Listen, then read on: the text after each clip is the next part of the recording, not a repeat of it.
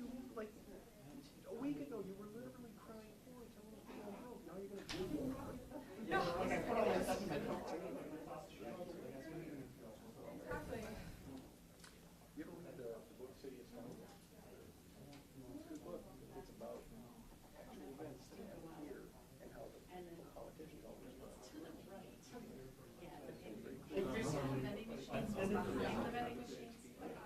Only thing that it was Winston Churchill said, never let a crisis go to waste. That's their playbook now. They don't care what's happening as long as they can blow the money. They don't want to do what fixes it, because if they lose that, then they lose their boogeyman to stir their base. Like I read it on his regulation. I like it. Right? And when I got done, he asked me what I thought of it. So I asked him, you know, what was your opinion? How things were, how things are? And he said, the only word that I could come up with was disheartened. And right there with it, change. This happened like believing people in the early 90s. I can't remember the exact decades, but like the way they get busted. There's a flavor of it. They do when this happens. It's like chess, right? They move this here, your best move is here. And all the rest of us, we're just caught in the meat grind. So learning behavior goes through, yes, yes. I mean,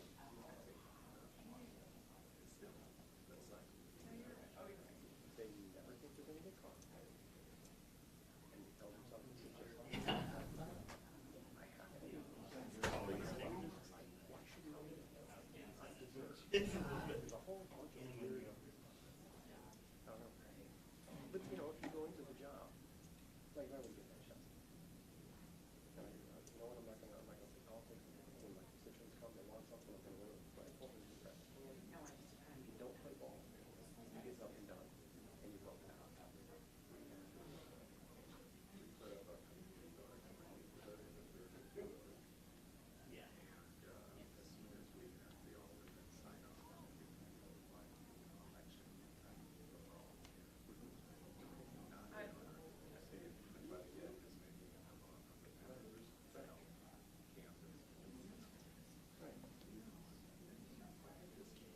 No, I'm not doing extra for you because you did your job. Right. Right. That's the last thing your neighborhood's getting. Now the potholes. It's. Yeah. Now do you live up by? Yeah, over by Knickerbocker, right? Yeah.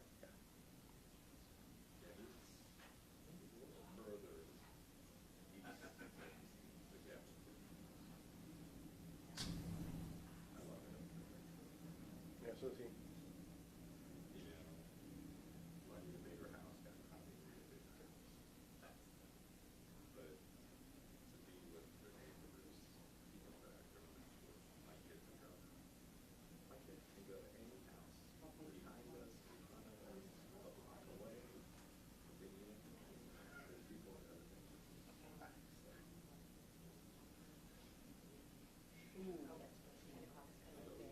We can do it at 9, yeah, like 9:45.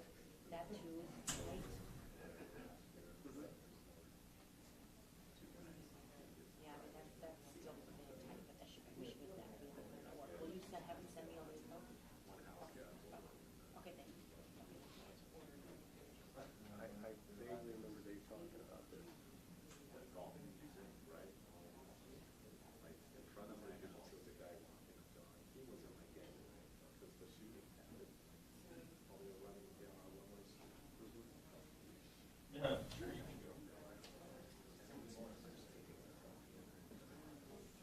Coming home.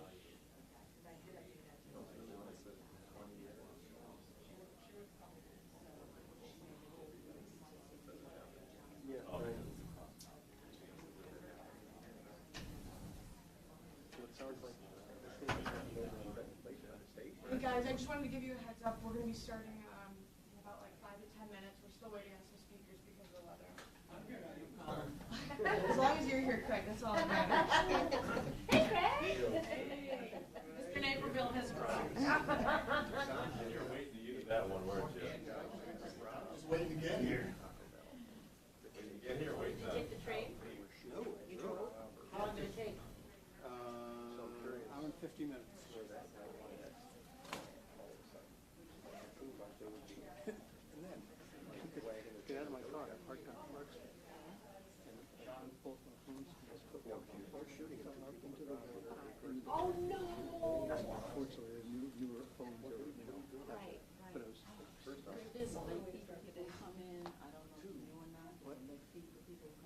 There's a late fee, yes. And double for you. Is somebody sitting here? Okay, thank you. How are you? I know. I like, wore the wrong shoes, they're all wet. Yeah. Right.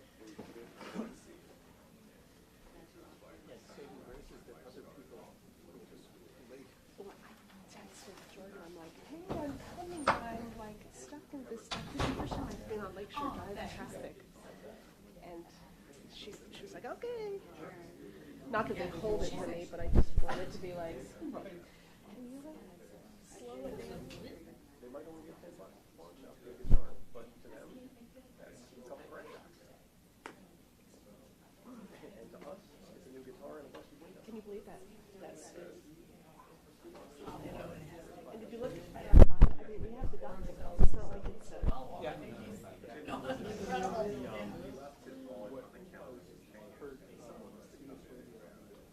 Legal analyst at years later, one of his friends wow. Like 2 or 3 kids remaining. Right. Who wanted to lock in the votes or the liberal clerk who was trying to get back midterms or what's the motivation? Josh, the main reporter, he is so nice and such a good reporter. Like, yeah, I mean, he covers the Supreme Court and he'll like say, hey, you might be interested in this. I mean, he's like very, you know, he's so nice. And he's really good. Yeah.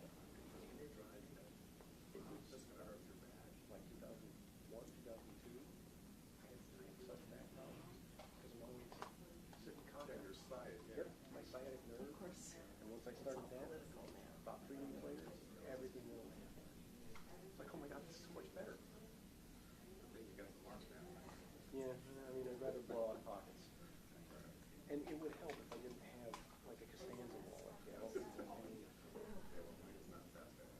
I was just telling her, I gotta take out the little streamline, whatever they call them. I should get down to carrying like a 20, my credit card, and my driver's license. And that's it.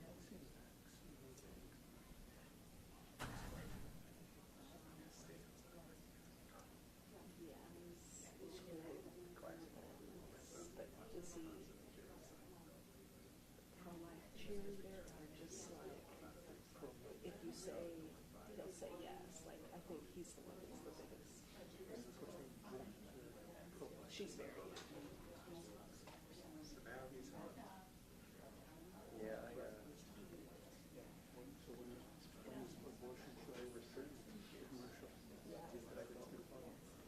but I never got maybe like some of the people that I know.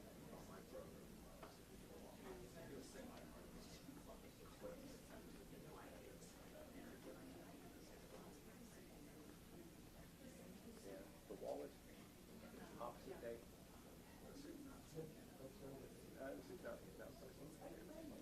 But like opposite day, Stan is such a loser, and he always lies about who he is and what he does. And then one day he decides to go broke and stuff. He's like a single 39-year-old, whatever, lives in his mom's basement, doesn't have a job. He's like, oh, really? So when he told the truth, everything worked. Oh, sorry. So whatever I do, and then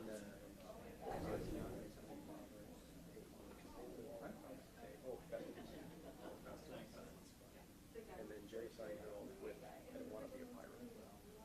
And that's about the full knowledge that I have of Seinfeld. Yeah. I know everybody had to deal with it last night, but like, my topic was almost done, and then I had to like just completely revamp it. And it's one of those things where, you know, where you think you'll get a comment, then you realize like, okay, this is really big. I gotta keep going. It's not just a. Oh, you bring it back. Bring it back. Both of my phones dropped into the Oh, I love it. Are they working okay? Yeah, I tried to find it, but I can't find it. Really? You need to put them in the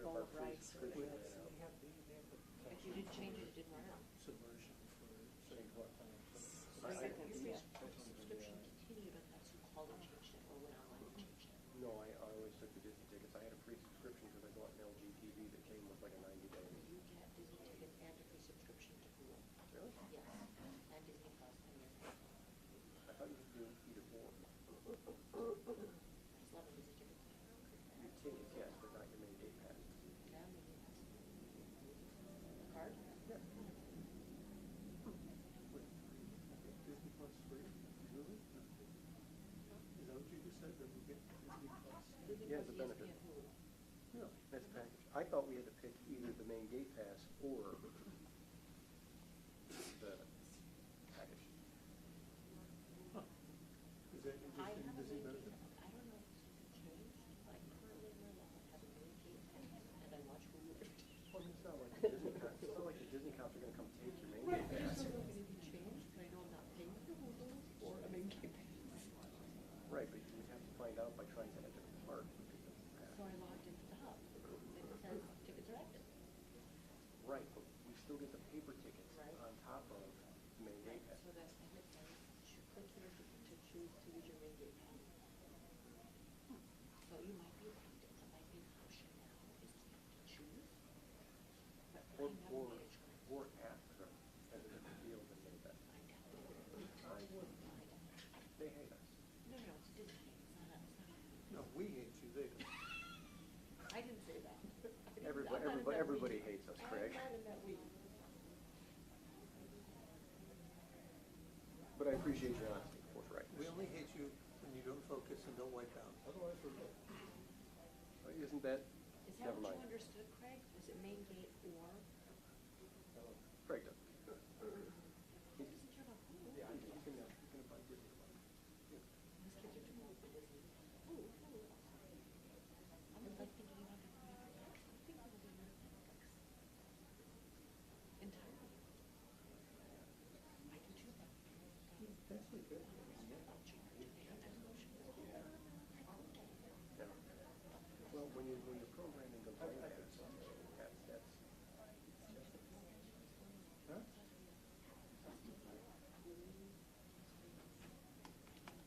You got a lot of TV.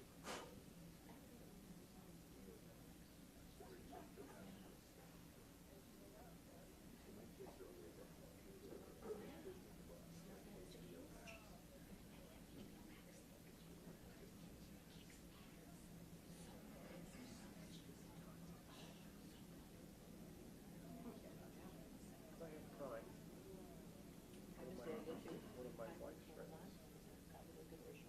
pays for 4 signings, and he gave us one of those. Which I'm not certain how that goes. He pays for 4, he gave us one. But we don't really see how the one has like to speak like that, but it doesn't. Yeah, I mean, I'd be happy to see Netflix go away. I don't really care.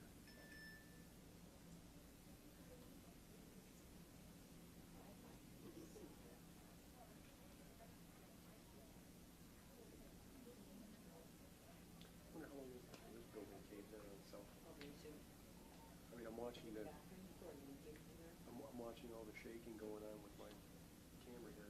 I would think metal fatigue has to be a thing. There's a lot of windows and ceilings on the inside.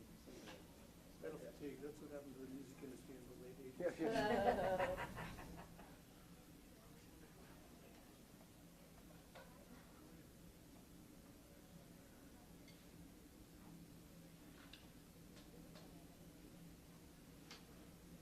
Oh boy.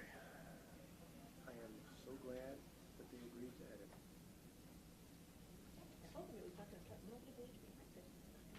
They never will. No matter how many times you say it and then it happens, they're always in denial and believe things are going to go the way that they envision it. Because just when you think it's going to be at 9, then suddenly they're on time. Right. Using both hands, how many times has that actually I happened? know, yeah. Using one hand usually makes sense. Right, but it's the one time, that's the one time that they remember. I just have never seen that one time. It encourages them to say.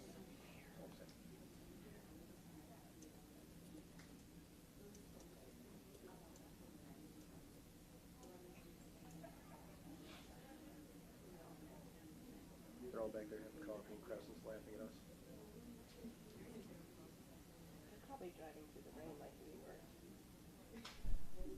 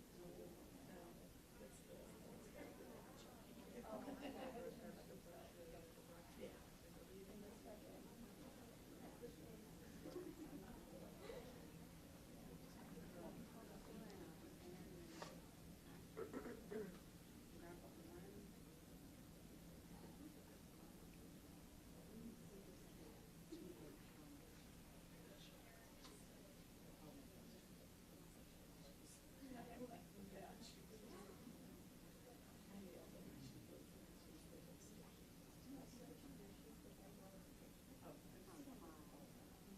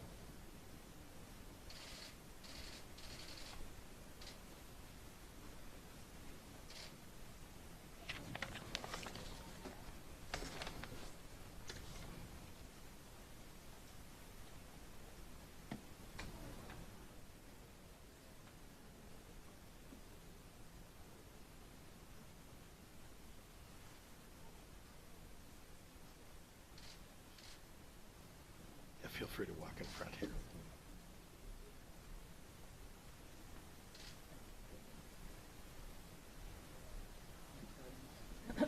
You gotta be right in front.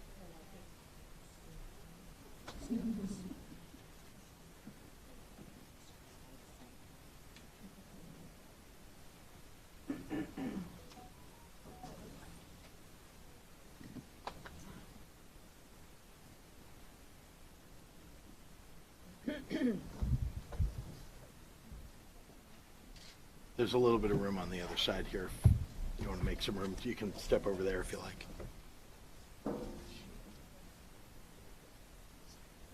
Okay. There are days as governor when I'm not sure I have the words.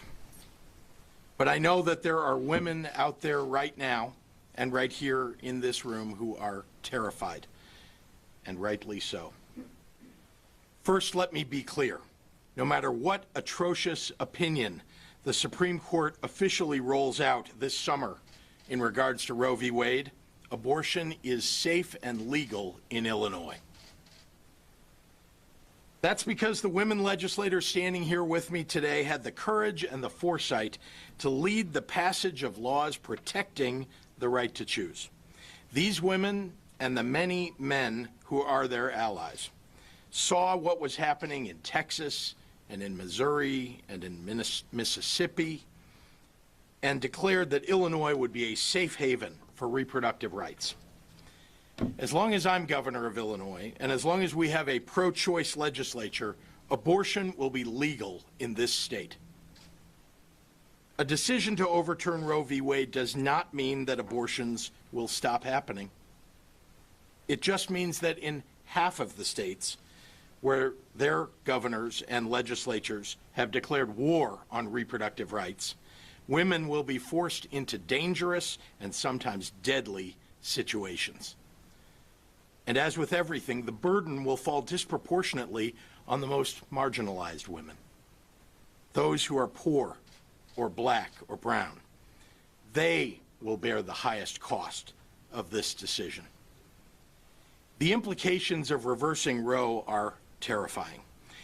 It goes far beyond ending the right to an abortion. It means an end to the constitutional right to privacy. It means women who've had a partial miscarriage may now be forced to carry that fetus to full term. It means they can take away the right to birth control and fertility treatments. It means women who lose access to the full suite of medical advances that give them choices in how and when they want to start a family are at risk. We were warned about today. We were warned over and over and over again. And yet some folks didn't want to believe it. So let me put you on alert again. If you think the Republican politicians who have engineered the court's reversal of Roe v. Wade are going to stop here, let me tell you otherwise. This is just the beginning. Next, they're coming for marriage equality. Then they will take away civil rights from marginalized and minority communities. If this ruling stands, if they can reverse 50 years of settled law, then every Supreme Court decision that has made this country freer and fairer can be reversed by this court. I'm so tired of the same old BS on the right. Don't angrily shout about freedom and then engineer it away from more than half of Americans. Stop pretending you're patriots when you're cheering the death of democracy. Don't take us, the exhausted majority, for granted anymore. We are done. And today we begin to show you how ready we are to fight back. Illinois is a beacon of hope in an increasingly dark world because we will fight like hell, not just for the women of Illinois, but for every person in our state and every person across this nation who believes not in limiting civil rights and human rights, but in expanding them. That is freedom. That is democracy. Don't let anyone tell you otherwise. And now I'd like to introduce the principal sponsor of the Reproductive Rights Act, the Reproductive Health Act here in the state of Illinois, Representative Kelly Cassidy. Representative.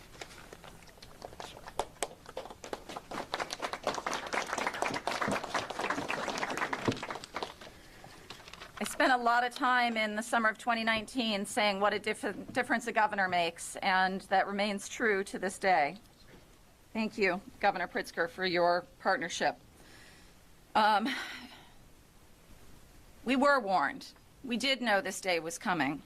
But it is important, and I'm glad Governor Pritzker started with this. This is a draft. Now, I don't think there's anyone at this podium with a great deal of optimism that it's going to change much. But it is a draft, and abortion remains legal in the U.S. right now, and it remains legal and will remain legal in Illinois for as long as we can hold that line. As someone whose mother had to cross state lines to give birth to me in the safest way possible that her doctor recommended but couldn't under New Jersey law, I've been on these front lines my whole life. We saw the warnings. Here in Illinois, we've done a lot of the work to build that force field, and I am so grateful to the people that we see here and so many others who helped us get that across the finish line. The important force field of House Bill 40 and the RHA and the repeal of the Parental Notice of Abortion Act to create that safe zone for reproductive health. As Governor Pritzker said, don't think for a minute that there was a drop of sincerity in any of the folks who were saying, we just want these rights to go back to the states. Because they are already making clear they are coming for a national ban. And no law we pass here in Illinois will help us then. So we cannot rest on these rights. We have to stand firm and ensure that we are not in a position where not just half the states restrict access, but every state because of a national ban passing. And again, as the governor noted, it's not just about reproductive rights.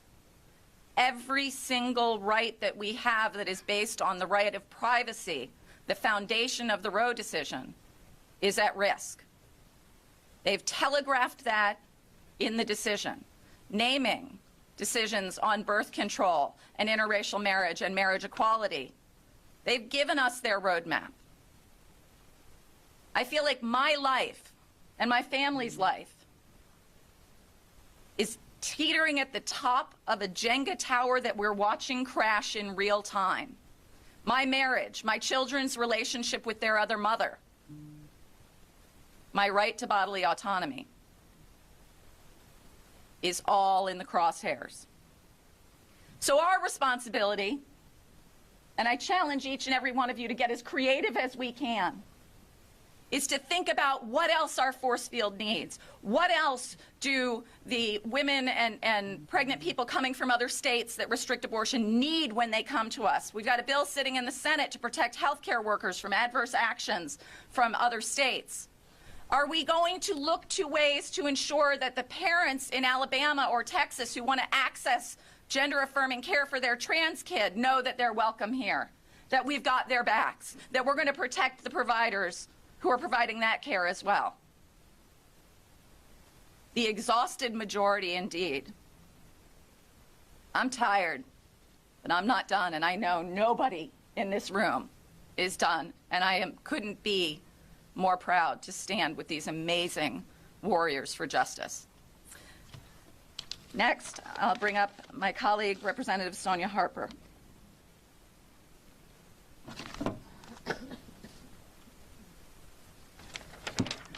Thank you, Representative Cassidy. Thank you, Governor Pritzker. Today, I am angry. I'm angry for the women who feared this very moment, who in 2020 turned out in record numbers to protect reproductive freedoms. I am angry for the single mom of 4 experiencing a high-risk pregnancy in Mississippi who cannot save care. I am angry for the 14-year-old assault survivor in Ohio who's being further stripped of control over her own life. I am angry at the men who've decided that their right to bodily autonomy is freedom, but my right to bodily autonomy is illegal. Illinois continues to show the nation what it looks like to empower women so we can be parents on our own time if and when we choose to do so. Together, we put over-the-counter birth control at our pharmacies. We put pads and tampons at all our community colleges and universities. We put privacy protections in place for our most vulnerable young people dealing with some of the hardest decisions of their lives. My colleagues and I are doing everything we can to expand health care. If Congress needs a lesson in how to do what is right, they can look right here at what we're doing in Illinois. Thank you, and next I'd like to introduce Leader Delia Ramirez.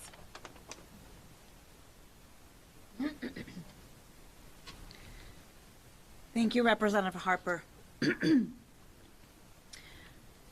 As I look to the left and I look at that cloudiness and that rain that just keeps coming, that is symbolic to what is happening.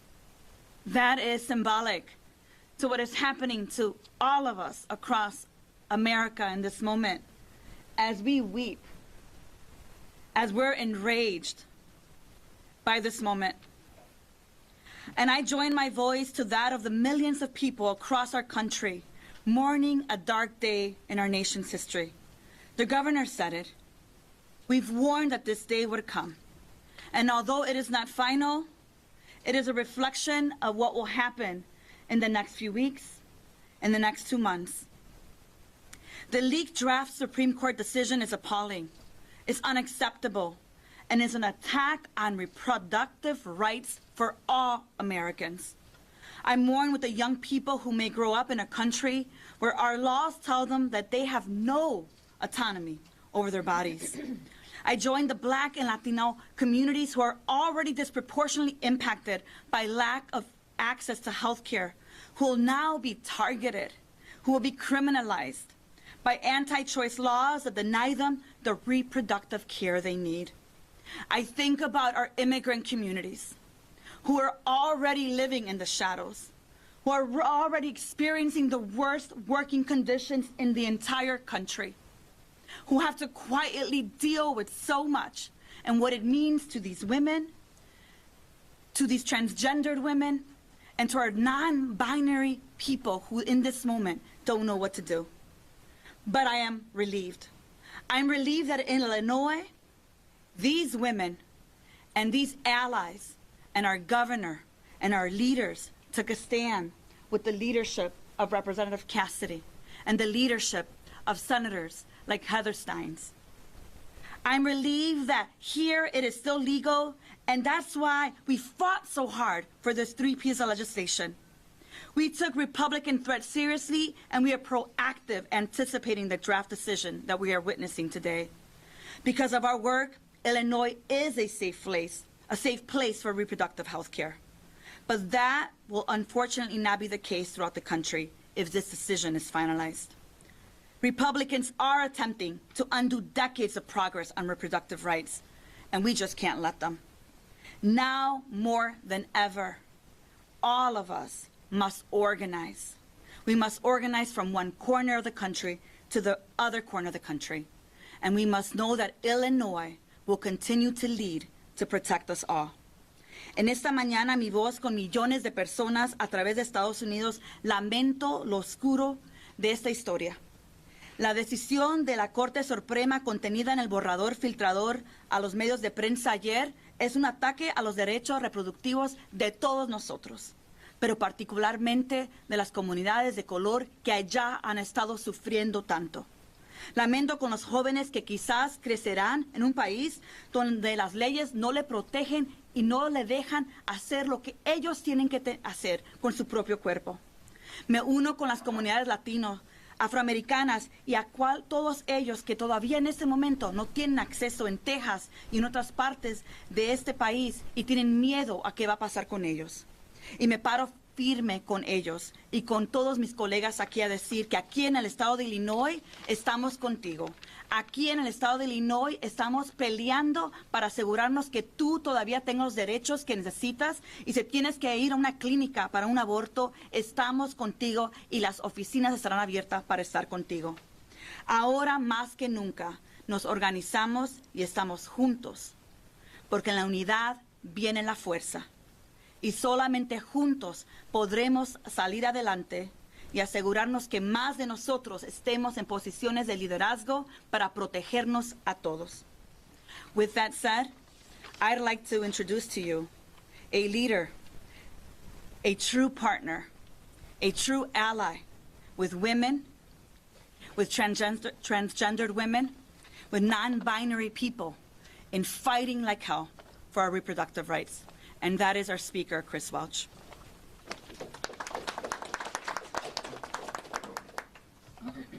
Thank you, Leader Ramirez. Good morning, everyone. Good morning. I say good morning because thank God we live in Illinois. Thank God we have a pro-choice governor. And thank God for these pro-choice champions on my left and my right. These are people that I'm proud to roll up my sleeves and go to work and go to fight for women's reproductive health rights each and every day we go to work in Springfield on behalf of the people. On January 22nd, 1973, our Supreme Court got it right. And let me tell you how impressive that decision was. 5 Republican-nominated justices and 2 Democrat-nominated justices in a 7-2 decision declaring a woman's right to make her own medical decisions deserves the highest level of constitutional protection. 5 Republican-nominated justices and 2 Democrat-nominated justices. The decision didn't fall on party lines. The decision wasn't even close because it was the right decision. Sadly, ever since January 22nd, 1973, this landmark decision has been under constant attack. Today, we're coming to terms with the fact that some of our worst fears are being realized. Yes, it's just a draft opinion that's been leaked, but we know the details are there. It's real. And we've warned you this conservative-packed Supreme Court could very likely overturn Roe versus Wade. We told you it was coming. We hoped this day would never come, but we warned you, and we are here. I've read the articles. I've read that draft decision too many times since it came out last night. Justice Samuel Alito writes, Roe is egregiously wrong, and that it is time to heed the Constitution and return the issue of abortion to the people's elected representatives. I'd like to let that sink in for a moment. This justice believes a person's deeply personal medical decisions belongs in the hands of politicians. Justice Alito, you are egregiously wrong. Just as Leader Ramirez said, it seems very appropriate this morning that it's dark outside, that it's raining hard. Mother Nature is crying. She's weeping because this is a dark day in history. But it's a perfect example of why we worked so hard in Illinois to ensure that reproductive health care is codified in law. On March 30th of this year, the final day of Women's History Month, we took further action in the House to ensure a person's right to choose would never be at risk in this state. And do you remember that day? Do you remember the Republicans in this state mocked those efforts? They called us out of touch and implied that this wasn't a serious matter that we should have been taking up that day. You remember that? How about it now? Where are the Republicans in the state of Illinois? They are eerily quiet today. Not a tweet, not a text, not a simple statement in support of women. Let me be clear. Illinois is not going back. We will always stand strong for reproductive health and a person's right to choose because it is the right thing to do. States across this nation are banning abortion care before most people even know that they're pregnant. They're eliminating exemptions for rape or incest. Some are introducing legislation to ban abortion care even when the mother's life is at risk. In 2022, these will be very real laws in states across this country. In 2022. What's next? What's next? Well, read Justice Alito's draft opinion. Justice Alito writes, until the latter part of the 20th century, there was no support in American law for a constitutional right to obtain an abortion. Zero. You know what else wasn't supported in American law until the latter part of the 20th century? Marriage equality. The right to marry the person you love. We see the very clear assault on the LGBT community in many Republican-led states today. This draft opinion is not just a threat to pregnant women, it is an attack on fundamental rights to privacy. If the Supreme Court says your personal and private medical decisions should be in the hands of politicians, I hope we learn to vote like our lives depend on it. Because truly, we have the power to change this. Because this conservative packed court has proven that we have to actually be the ones to lead this movement.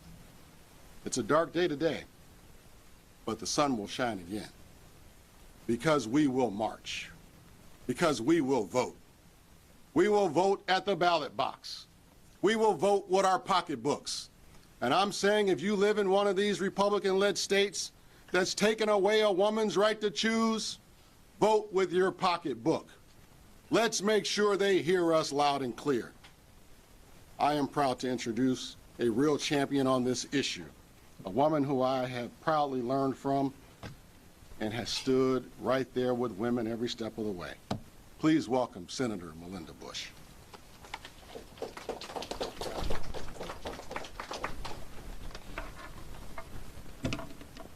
Good morning. I'd first like to thank the governor of the great state of Illinois for standing with women and understanding that in Illinois, we goddamn trust women to make their own decisions about their bodies. This is about bodily autonomy. No one other than the woman herself has a right to make those decisions. I'm sorry, I wish I had something prepared. But I'm going to speak from the heart. I was in high school in 1973 when women I knew had abortions. Some were hurt. Some traveled to other states where it was safe. Those that had the money to go went to New York. I cannot believe we are standing here today, since 1973, that women's bodily autonomy is under attack. No government has the right to tell a woman what to do with her body. I stood proudly with Representative Kelly Cassidy when we passed the Reproductive Health Act in the state of Illinois. And not one Republican voted with us to protect a woman's right to reproductive health. Not one. And believe me, I spoke with every one of them. Not one was willing to stand with women in the state of Illinois. And I'd like to thank those that came before me. Senator Feigenholz, Senator Heather Staines, who passed HB 40 to make sure there is no trigger law in the state of Illinois. If the Supreme Court should make this horrendous decision, there is no trigger that becomes a law in the state of Illinois. Thank you to those women and men who stood with us and fought with us. I'm just angry. I'm sure you all heard like I did last night, with texts starting to come across, trying to pick up news that was going on, reading this unbelievable draft opinion. I'm going to tell you what, I've got a right to vote in this country. I should have a right to my own reproductive health. I don't bear children any longer, but I am here to my dying day to stand with this governor and these women and men who believe in our rights as human beings. Thank you to everyone that's here today. Thank you, Governor Pritzker. I don't know where we would be without you. And now it is my great honor to introduce to you the President of the Senate of the state of Illinois, Don Harmon, who stood with us, who made sure those bills were called and passed into law.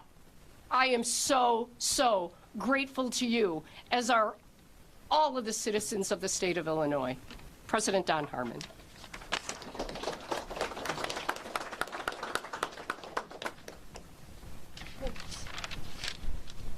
Morning. I will be brief, as is so obvious. The voices of the incredible women with whom we serve deserve to be heard today. As you just heard Senator Bush, you'll hear more at the podium. More speak by standing here with us, or their work over the last decades. And I'm also grateful that so many of our male allies are here too. The Supreme Court is poised to overturn Roe against Wade and deprive millions of women of the right to choose. It is upsetting, but not shocking. It's why we've taken so many steps in Illinois to protect this fundamental right. The Republican Party continues to disregard the will of the people. They tried to overturn an election, refused to seat a nominated Supreme Court justice, and they've passed laws throughout the country to make it harder to vote. This is the most extreme example yet of the Republicans ignoring the will of the people. As long as there's a Democratic majority in the Illinois State Senate, women will have their rights protected. We will stand as a bulwark against any effort to turn back the clock to darker days. It's my honor to introduce one of our longest-serving colleagues, a true progressive voice and one who would bring a hell of a lot of common sense to Washington, Senator Jacqueline Collins.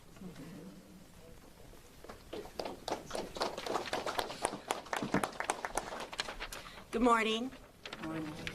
I am so proud to stand here with my colleagues, the champions that have been on the forefront of this battle, along with the leadership of this state. Governor Pritzker, Lieutenant Governor Stratton, and all the other leadership, Speaker Welch, and again, President Harmon. Let me just say, let me be clear. This proclamation is vicious, deliberate, a deliberate attack on women, on poor women, on women of color, and on young women. The future we feared is here, and now is the time for clarity, intention, and action.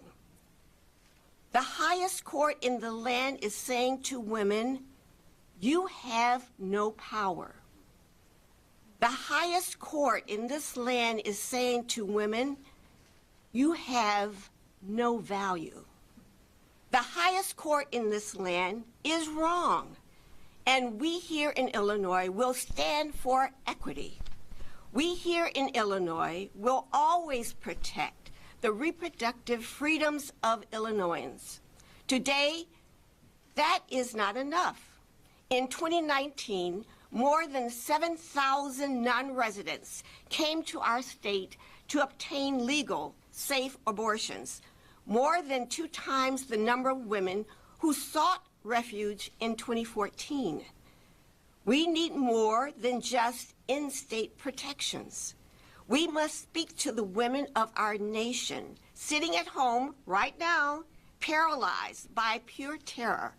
Here and now, let us reassure them that the state of Illinois will remain a beacon of hope. Illinois will not fail them. When a woman comes to us, she will be safe, she will be welcomed, and she will have the freedom to make decisions about her own body without a court that has no compassion, no vision, no sense of true justice, smashing her right to choose. The nation, the world is watching us. What we do next will have ripple effects on the rights of women, people of color, and queer people. History is depending on us to balance the scale of justice for our fellow Americans. May we live up to Illinois' legacy of morality, freedom, liberty, and justice. Thank you, and I have the honor of now introducing my colleague, Senator Pasion Zayas.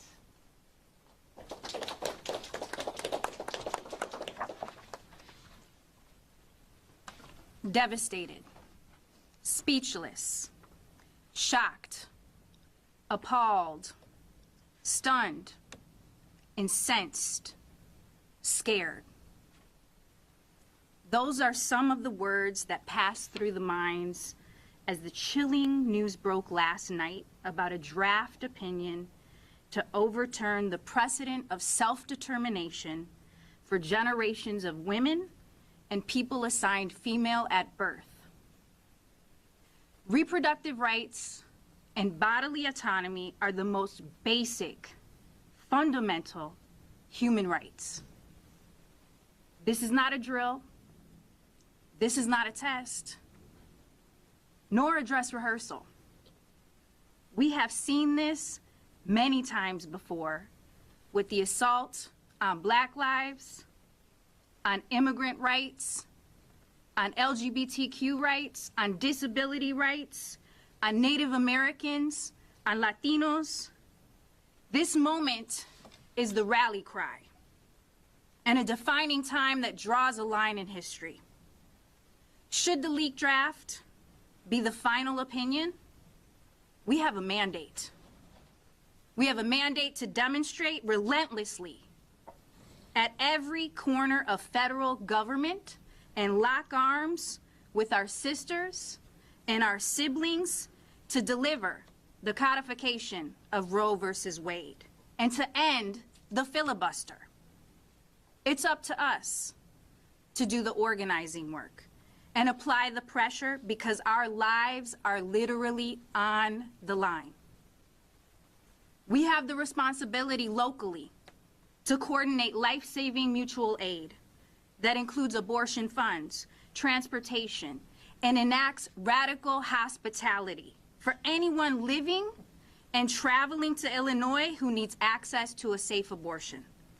Because when the Supreme Court has failed reproductive justice, Illinois has not and will not. Where the forces of reactionary, patriarchal, racist, classic backlash attempt to knock us back, Illinois will continue to push us forward. I make that commitment today, here with the power of the women in this room, those who raised us, those who we are raising, and those we have yet to know. This work is intergenerational, intersectional, and an imperative. The implications are especially great for women of color, people with limited economic resources, and transgender non-binary people. I'm grateful to be standing in solidarity with everyone in this room, including our governor right by our side, because now we are knowing in full knowledge that although the post-Roe world has not quite yet arrived, the assuredly successful fight against that world starts now, because no court, no man, and no force can hold back the freedom of our bodily autonomy and self-determination. They may attempt to delay, but they cannot hold us back.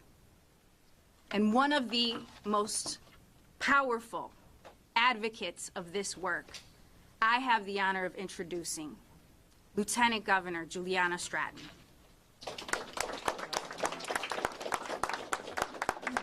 Thank you so much, Senator Pacione-Zayas, for that introduction. I am Juliana Stratton, and I use she, her pronouns. I won't mince words.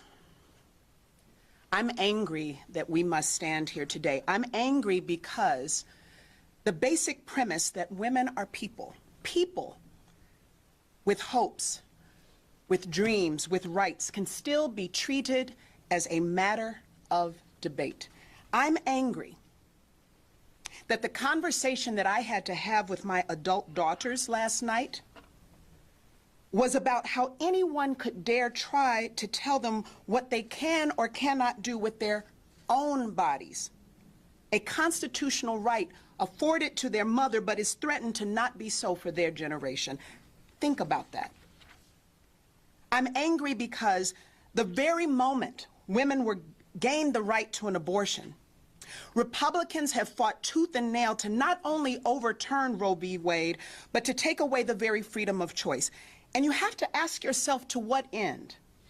What is the end goal that you would be so intently focused on controlling someone else's uterus? Clearly, they don't trust women. Because bodily autonomy is not just about the here and now, it's also about self-determination for our futures. I think of someone who's a first-generation college student, whether from an urban or a rural community, who is on the path to secure the educational and economic opportunities her family never had, whose life and prospects can be so swiftly derailed by an unwanted pregnancy. I think about the black women who would literally die. Structural racism and misogyny have already claimed far too many lives in our community, with black women's maternal mortality rate already 2 to 3 times higher than that of white women.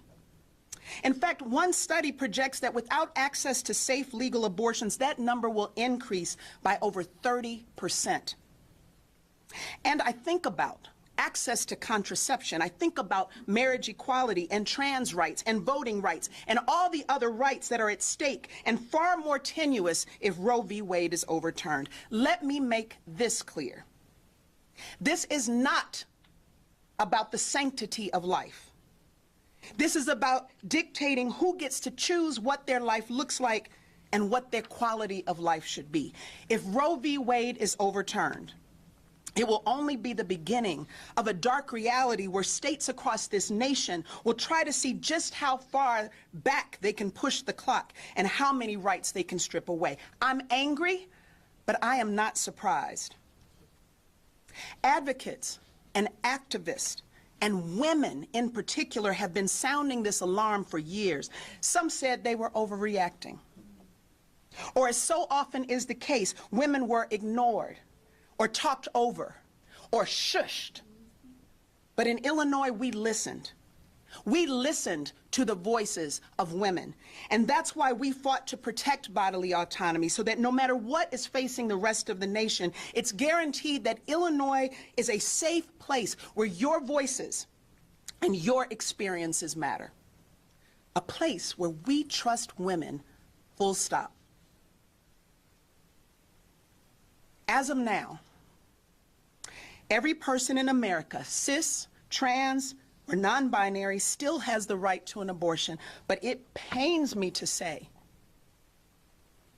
that we don't yet know if that will remain the case. But here's what I can say for certain. With all of these incredible allies and advocates standing with me, here in Illinois, we will not go back, not on our watch. Thank God for Governor Pritzker, and I will bring him back up at this time to answer questions. Thank you.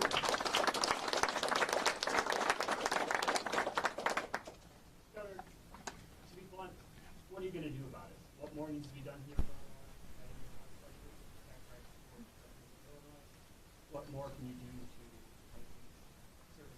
accessible to. Well, let's start with this, that the federal government now, the Congress, will have the ability to take a vote on whether to further restrict women's rights. And there are people running for office on the ballot in 2022 who will stand up for women's rights, for reproductive rights, and there are others who would vote to take them away. So the first thing I think that all of us would say is, let's protect our rights as best we can at the federal level, keep them from doing away with them altogether. The second, of course, is that this is not an assurance that Illinois will always be a pro-choice state.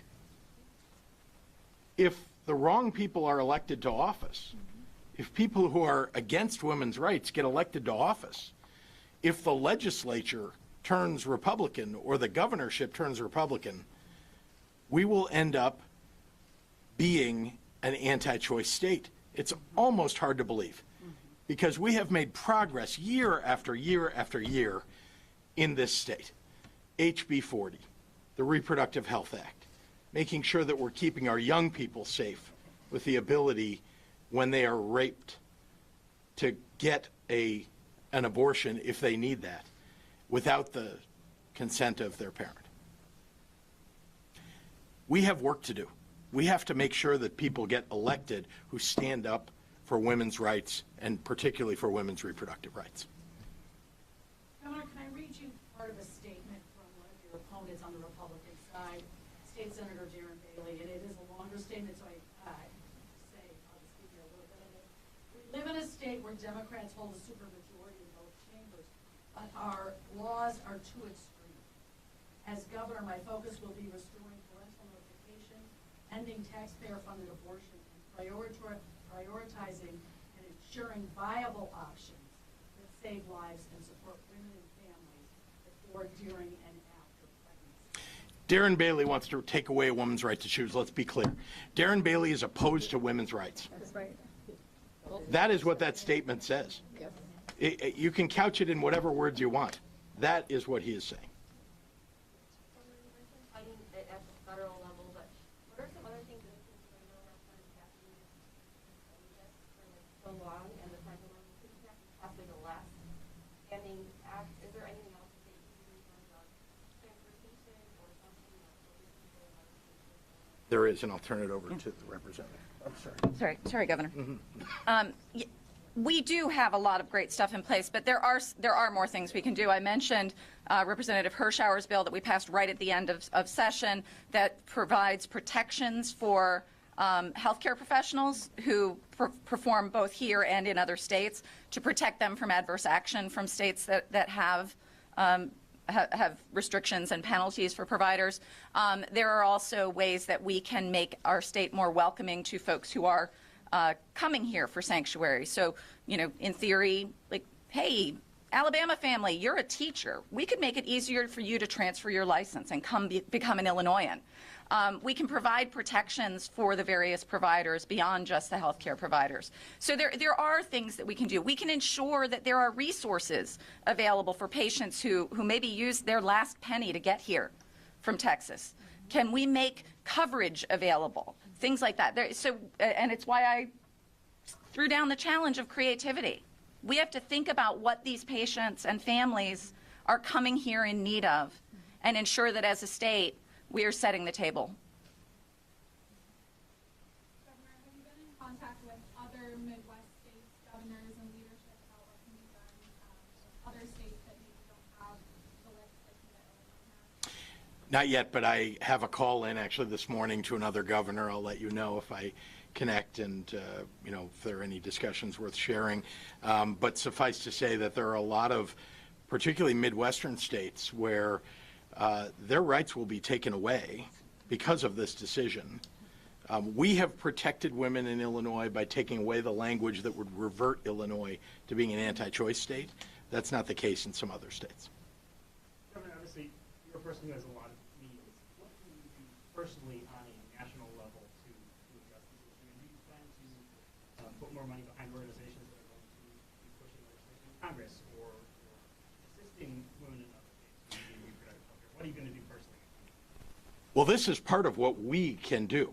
So we're speaking out. We're telling the rest of the nation that they need to get on it right now, that they need to repeal the laws that will revert their state to being anti-choice, that they need to elect people in 2022 who will stand up for women's rights.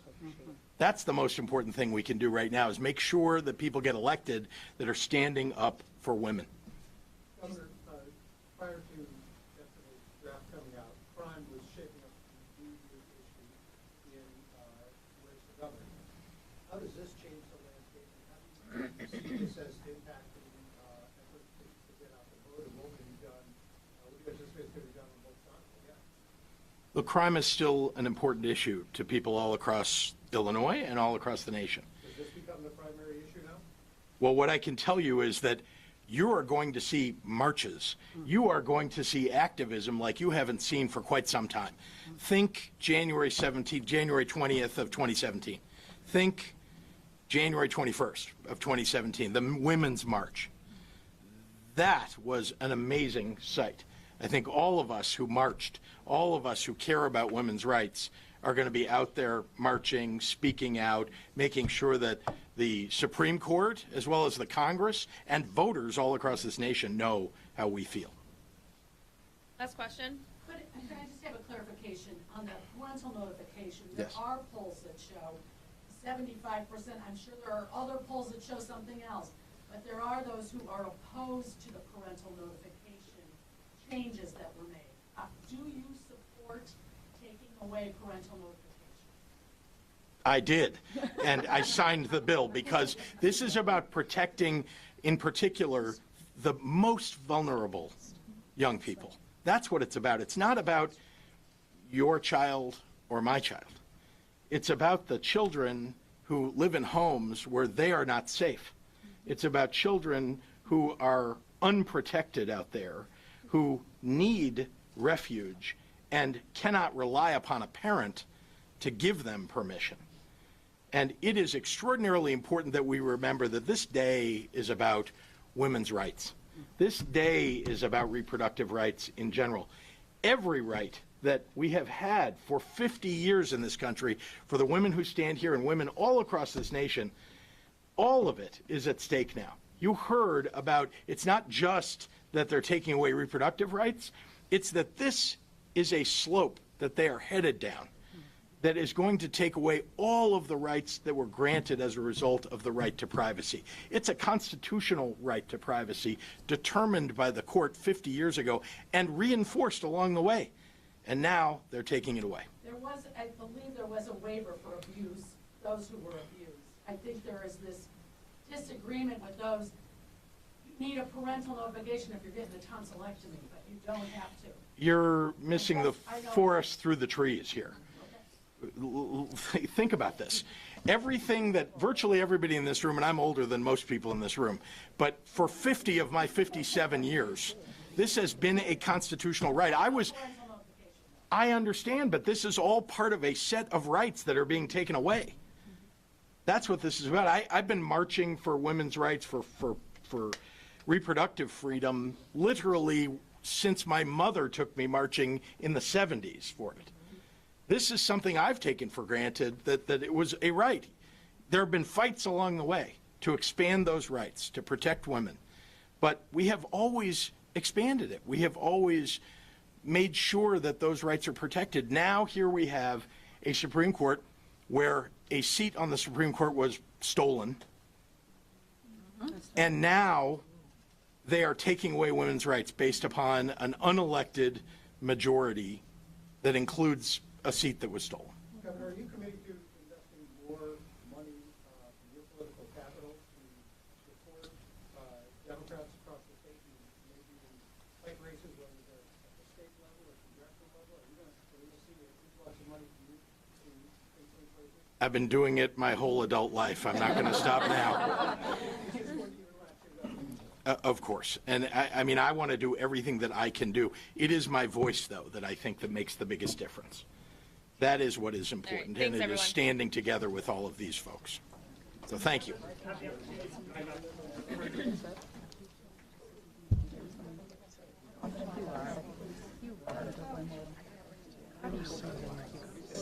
Thank you for your words and speaking from your heart. That was powerful. You know what?